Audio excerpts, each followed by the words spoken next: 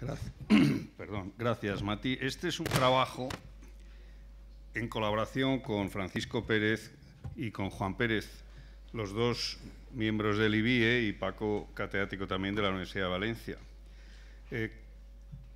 Todos tienen consigo la ponencia base que hemos presentado para este foro y, por lo tanto, lo que voy a hacer, yo creo que intentar ser rápido y ágil, es hacer un recorrido rápido sobre la ponencia, destacando algunos de los aspectos quizá más relevantes. El mensaje que queremos transmitir hoy es un mensaje en cierto modo realista y por lo tanto un poco pesimista, pero también queremos dar elementos de confianza en que las cosas se pueden arreglar. Voy a intentar no repetir cosas que ya ha dicho Andrés y que también se han dicho en el acto de presentación, donde ya se ha hablado de que nuestra comunidad ha sufrido de forma particular. Yo creo que vamos a poner información que va a hacernos conscientes del batacazo que ha representado la crisis para la Comunidad Valenciana. Se ha dicho que esto empieza mucho antes, y es verdad, y que la economía mundial ha cambiado Europa, ha cambiado España. Las nuevas tecnologías, como decía Mati hace un minuto, pues han impactado y han hecho mellas sobre personas, sobre empresas, sobre instituciones, gobiernos y territorios. Yo creo que han movido el esquema y ahora estamos en fase de ajustarse a los cambios. Y luego este impacto de una crisis que se ha prolongado y que seguramente volverá en el futuro y a la que deberemos de prepararnos para ver cómo hacemos que las crisis sean menos graves y duren menos, porque esta ha sido muy contundente y está durando mucho más de la anterior que sufrimos en los años 90. Por lo tanto, nos vamos a preguntar quién debe hacer y qué cosas para que estos retos que tenemos ante nosotros, que son importantes, pues nos permitan mirar al futuro con confianza y con realismo. Y este es el objeto de la ponencia. Ya se ha dicho que se ha movido toda la economía internacional, que han aparecido los países emergentes, los nuevos Estados miembros de la Unión Europea. El centro de gravedad mundial se está desplazando en dirección hacia Asia. Hoy el Economist decía que a raíz de la reunión de la semana pasada de la APEC, de la Asociación de los Países del Pacífico, del entorno del Pacífico, pues que el comercio internacional, la sala de máquinas del comercio internacional está en China y que, por lo tanto, lo que está moviendo hoy la economía internacional es un país que está desplegando y que tiene todavía mucho recorrido y donde deberemos de encajar a la Comunidad Valenciana, por supuesto, a través de España y a través de Europa. Pero es que además han cambiado mucho las reglas, sobre todo las que afectan al tema de hoy, que es la competitividad, y todavía no hemos aprendido a cómo reaccionar con una falta como tenemos de instrumentos que se nos han arrebatado por esta integración europea, que tiene ventajas y las ha tenido en el pasado y ahora nos presenta los inconvenientes. Ya se ha resaltado que hay diferencias y heterogeneidad dentro de Europa, y lo primero que quiero señalarles en un mapa también de Europa es que hay una Europa negra, que en este caso es buena, es la que tiene más competitividad en Europa y que son los países que tienen en pantalla en color más oscuro. Aquí España no está mal, está situada en el segundo grupo, el segundo cuartil, que sería el que presenta un índice de competitividad global dado por el World Economic Forum, que es una síntesis de en qué medida somos competitivos dentro de Europa. Y vemos que hay tres Europas, una oscura, una con un azul marino y otra con un azul claro, que sería la tercera Europa, que sería la que tiene más problemas de competitividad presente y futura. Lo que yo creo que ha representado el que las reglas hayan cambiado es que la única forma que tenemos ahora para reaccionar frente a las pérdidas de competitividad pues es girarnos sobre nuestros instrumentos, que no son otros que la productividad, porque podríamos completar la productividad con reducciones de costes, pero muchas veces se nos escapa a la Comunidad Valenciana. Sabemos que la energía es cara, que a veces el suelo ha sido muy caro, ahora ya no tanto. O sea, hay otros elementos que influyen en la competitividad que no son la productividad, pero algunos están fuera del alcance de las empresas o de los gobiernos o de las sociedades.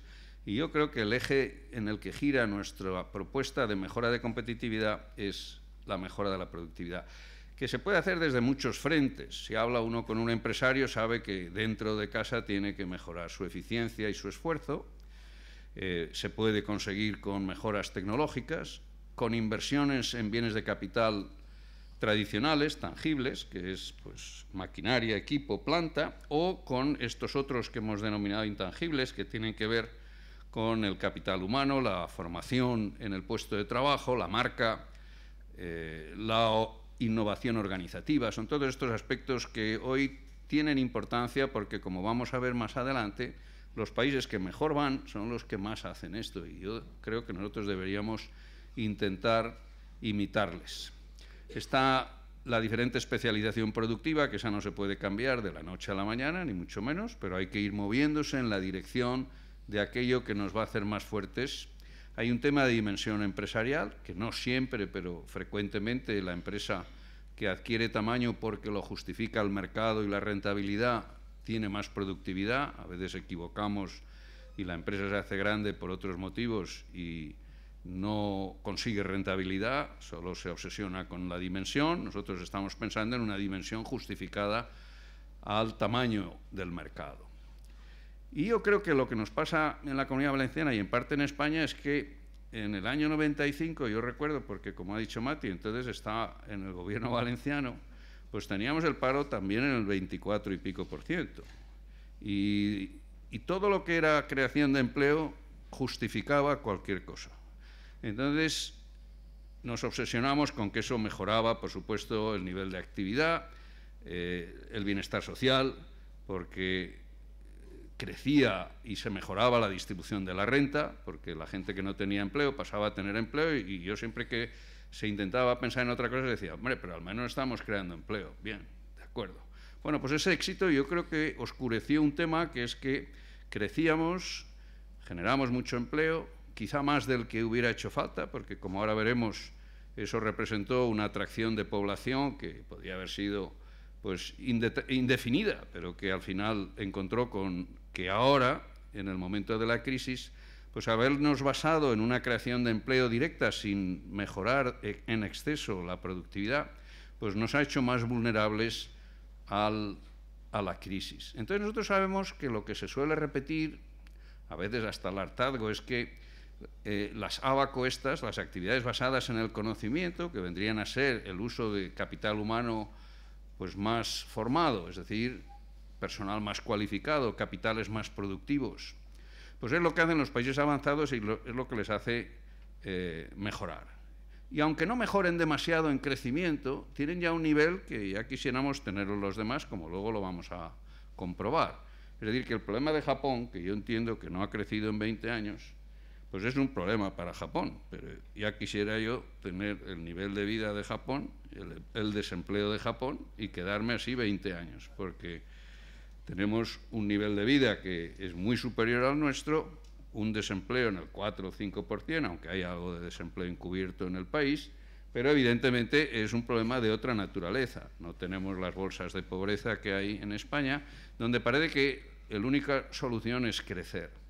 De momento habrá que crecer, habrá que ganar productividad, habrá que conquistar los mercados, habrá que ir abandonando el trabajo no cualificado y el capital inmobiliario, porque no son los protagonistas del futuro. Los protagonistas del futuro son los intangibles y la formación. Y entonces, este nuevo patrón de crecimiento que Europa apoya y que nosotros debemos ir alineados con ella, significa una especialización en la que haya pues, más intensidad en tecnología, conocimiento, y que vayamos incorporando a las empresas, como yo creo que ya se está haciendo, pero hay que intensificar, pues no solo las nuevas tecnologías y los activos intangibles, sino también las personas que terminan y egresan de nuestras universidades y de nuestra formación profesional superior, y que yo creo que deben de ir ocupando puestos en las empresas y generando valor. Decía antes que había 3 Europas y aquí vuelven a reproducirse. Esta vez, en vez de mirar el índice de competitividad, miramos de qué depende su empleo. En la parte más oscura están, esta vez es regional el mapa, y se ve que las regiones más oscuras son las que tienen una proporción de empleo más elevada en sectores que tienen tecnología alta y medio alta, es decir, las que hacen en sus actividades más utilización de estas altas tecnologías, alto capital humano, alta productividad, altos salarios, bienestar, etc. Entonces, vemos que efectivamente el norte está oscuro, el centro de Europa está oscuro, el área de Londres está oscura, Irlanda está oscura, Madrid está oscura, el norte de España está menos oscuro, pero está esa parte que tiene más presencia de actividades tecnológicas, y luego pues aparecería la Comunidad Valenciana, esta vez en el tercer cuartil, en el que entre el 30 y el 40% del empleo de nuestra comunidad depende de sectores de esta tecnología. Y ahora voy a repasar un poco, cuando he dicho que en el trabajo argumentamos que ha habido un problema con esta crisis por la intensidad de la misma y en este caso también la duración, les voy a repasar un poco lo que ha sucedido. Entonces, desde el año 90, en este gráfico tienen lo que ha sucedido con el PIB en la economía española. Luego hablaré de la valenciana. En general ha acumulado un crecimiento del 60%. Ahí ha contribuido el factor humano, el trabajo, en un 20%. Como ven, sube y luego desciende en la crisis, tanto el PIB como el empleo. Y lo que nos marca es que todo ese crecimiento ha sido producido tanto por el factor trabajo como por el factor capital. El capital es este amarillo. Estaba hablando Andrés de que había un exceso de infraestructuras. Estarían incluidas dentro de este stock de capital que se ha duplicado en este periodo de 23 años y en el que ha fomentado el crecimiento económico, pero ya se ve que hemos pasado a ser una economía muy capitalizada, con mucho stock de capital, donde tenemos dificultades en la generación de empleo. Si miramos el gráfico de la derecha, lo que vemos ahora es una diferencia en que ese crecimiento del 60% del Producto Interior Bruto, si lo miramos en renta per cápita o por habitante, deja de ser el 60 y pasa a ser el 25, porque lo hemos basado mucho en que además la población ha estado creciendo en España de forma muy significativa en los últimos 23 años. Luego, la regla uno debería pensar es que la renta per cápita en este periodo largo crece aproximadamente 1 punto por año y no ha sido una mala época, pero que no crece desde luego el 60% en 20 años, al 2%. Crece como mucho el 1%. Y como ven, esa renta per cápita ha retrocedido en los últimos años, ven que la línea naranja desciende desde el principio de la crisis, luego España está retrocediendo en renta por habitante y también le está sucediendo a la Comunidad Valenciana. El 75% es el crecimiento en la intensificación de la relación capital-trabajo, es decir, el stock de capital que usa de media cada trabajador en España pues ha crecido en estos años un 75%. Y la que se ha disparado es la deuda, que la tienen ahí arriba, que es el legado de esta última crisis, porque si ven, la deuda estaba relativamente contenida al principio de la crisis, pero luego disparó su crecimiento. Y ahora vamos ya hacia los temas de productividad. En la línea horizontal tienen la productividad en Europa, en la Europa más avanzada, la de los 15. Y las líneas que descienden son las de España.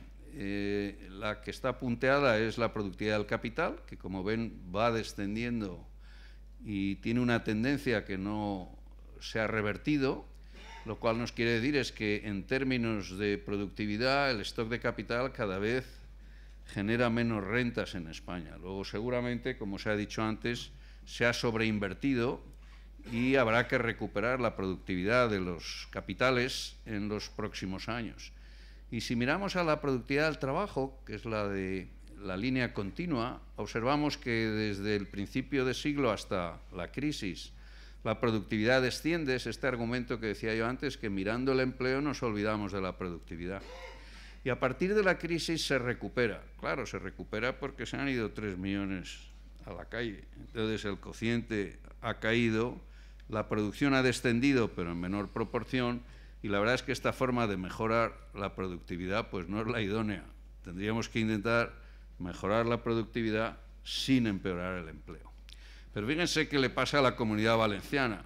Está por debajo de la española siempre y sigue un perfil similar, tanto en la productividad del trabajo como en la productividad del capital. Luego, lo mismo que se dice en España, para la Comunidad Valenciana, en este sentido, peor.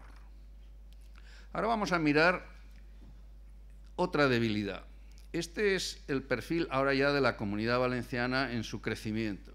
Como ven, es muy rápido y prácticamente sube un 30% el Producto Interior Bruto hasta 2008.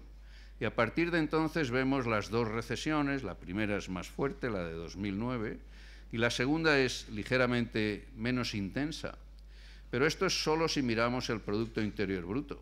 Si miramos el empleo, observamos una trayectoria que es muy similar. Por eso decimos que durante la etapa de expansión supimos generar empleo, pero no productividad, y que la productividad, que es esta distancia vertical entre la línea azul y la línea naranja, se va agrandando a medida que la crisis se prolonga.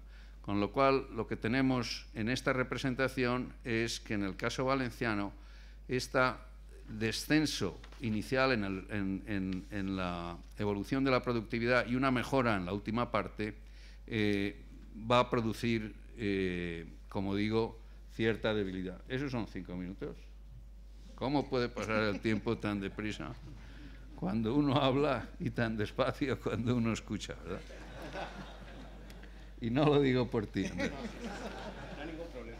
Pero no puede ser que me queden 5 minutos. Bueno, así más breve y mejor. Ahora les voy a contar ya aceleradamente qué ha pasado con la Unión Europea y qué está pasando con España y con la Comunidad Valenciana. Esta es, fíjense, los procesos de divergencia. Durante muchos años siempre decíamos, estamos convergiendo con Europa. Yo recuerdo la época del 75% de la región de la Comunidad Valenciana para ser candidata a recibir fondos estructurales, lo que llamamos Objetivo 1.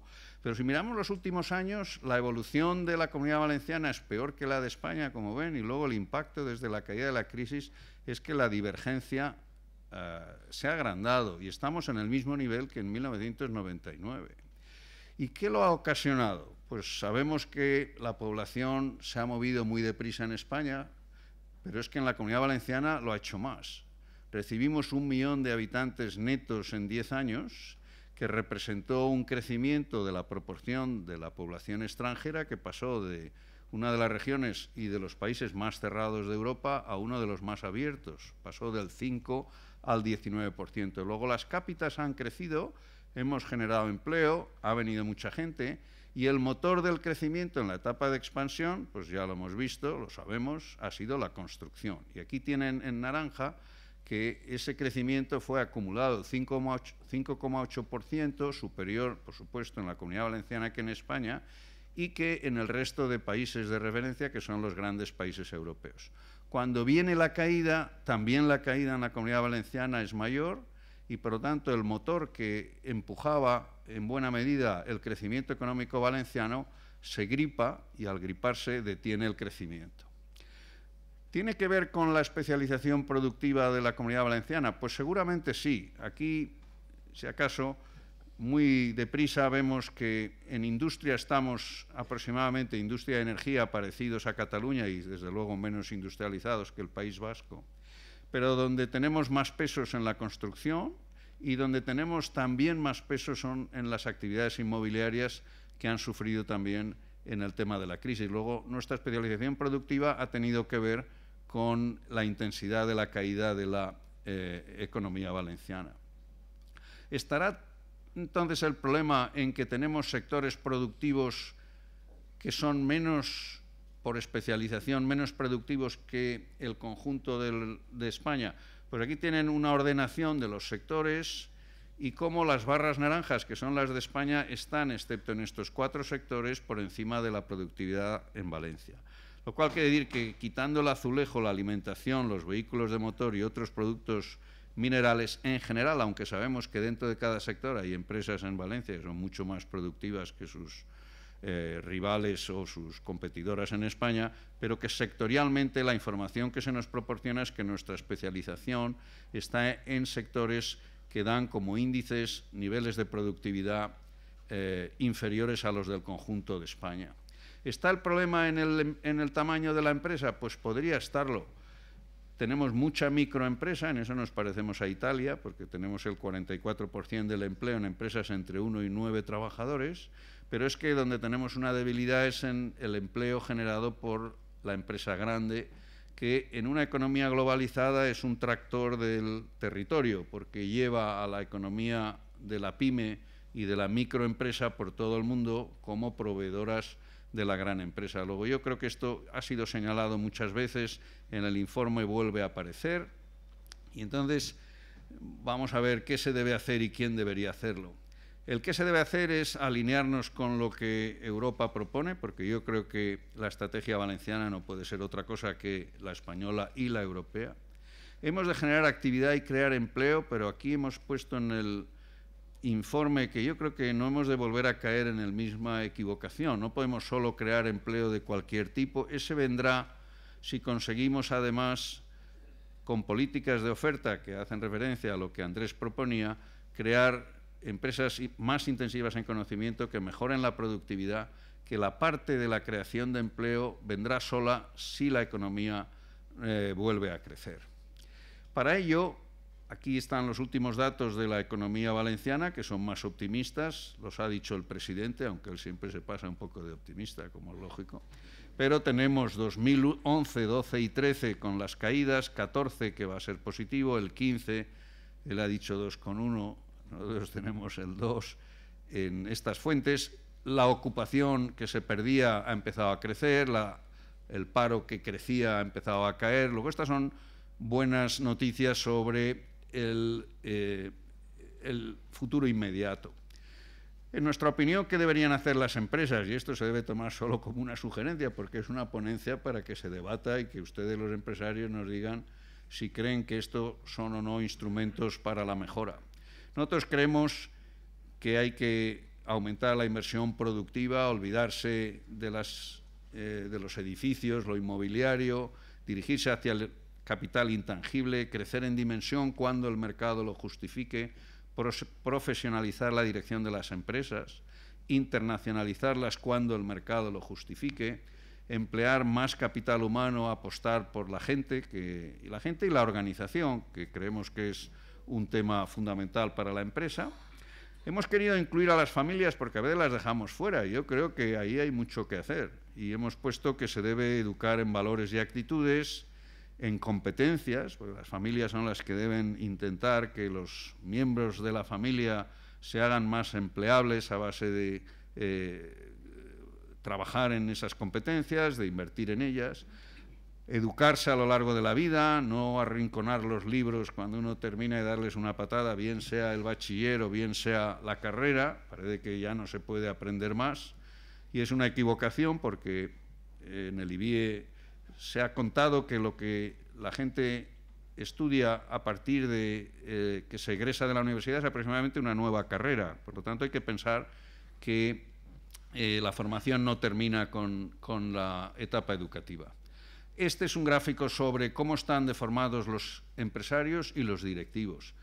Ya ven ustedes que están más rojos los directivos que los empresarios. En general hay más formación en el personal contratado como directivo de las empresas y que conforme mayor es la empresa, mayor es el nivel de formación. Creemos que aquí hay espacio para la mejora. No es condición ni necesaria ni suficiente para ser empresario estar formado en el sistema educativo, pero yo creo que es una condición conveniente, podríamos llamarlo, porque eso permite ampliar el horizonte. Aquí es una información muy rápida sobre la proporción tangible e intangible. Fíjense que estamos entre los países más relevantes, digamos, de Europa y de Occidente.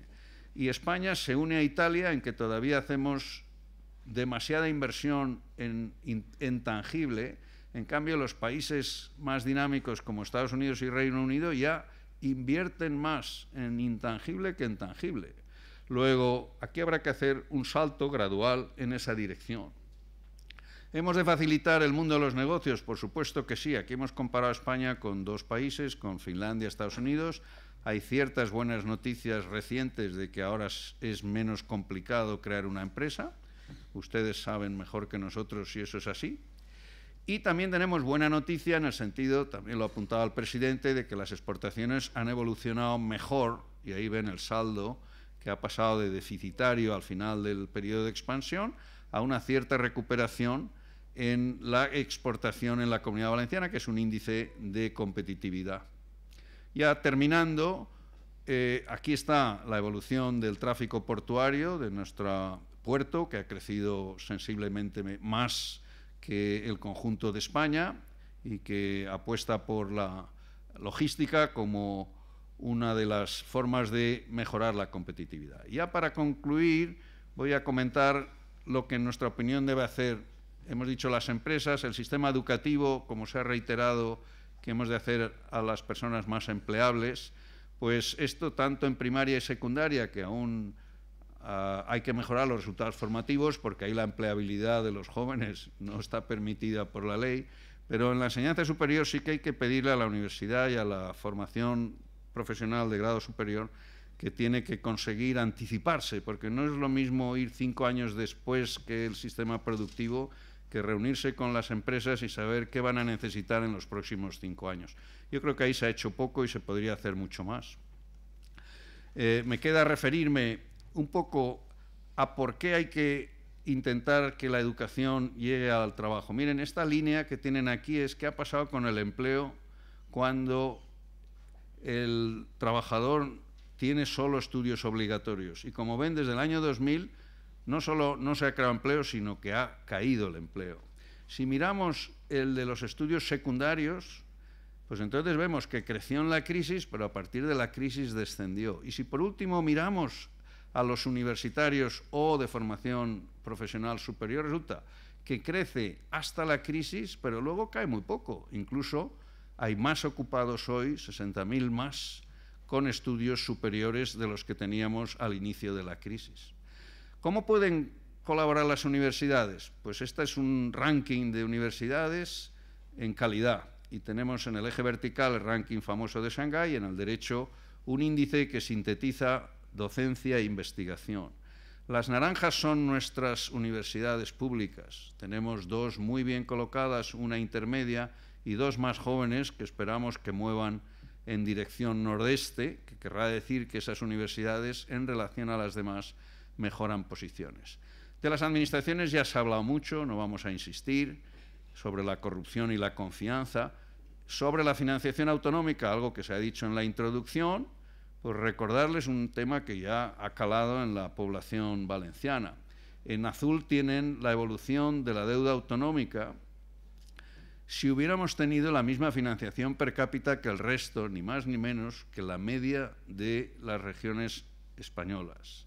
Pero fíjense qué pasa por haber tenido la financiación por debajo de la media, que se nos ha ido la deuda a 32.500 millones, lo es 15.000 millones más de los que hubiéramos tenido.